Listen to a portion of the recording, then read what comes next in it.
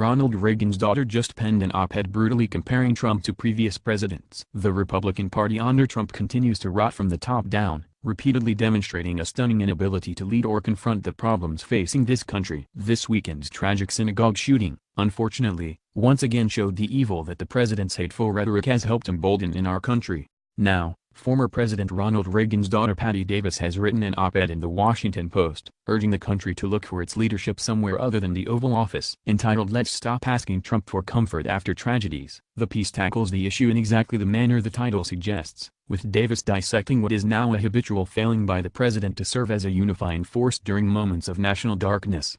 Davis writes about her father's ability to comfort the United States, specifically in the aftermath of the Challenger disaster and his decision to be a shoulder big enough for us to cry on. She goes on to point out how compassionately Presidents Bill Clinton, George W. Bush, and Barack Obama responded in the wake of the Columbine shooting, 9/11, and the Sandy Hook shooting respectively. Each spoke eloquently, with somber compassion and with relevance for the pain of the victims and the shock of a saddened country. Our grief was reflected in their eyes. We didn't doubt that their hearts were breaking along with ours, Davis writes. Davis contrasts these examples with Trump's behavior in the wake of the mega bomber scare and now the synagogue shooting. Whereas his predecessor showed the aforementioned empathy and strength, Trump showed once again what a callous man he truly is. Trump's response? He joked that he almost canceled an event because, after having to speak to reporters about the shooting in the rain, he was having a bad hair day. Yes, I know, he first read what was scripted for him and called the act evil. But he has also called Democrats, others who oppose him in the news media, evil. The word doesn't hold much meaning coming from him, Davis writes. From there, Davis moves on to the heart of her piece, which is the search for moral and emotional leadership outside the White House. Her answer is a powerful one, as she suggests that everyday Americans will have to fill the role that the president once did. All of us have the responsibility to comfort and care for each other. All of us have our call to lead in our own lives and to serve as examples in our communities.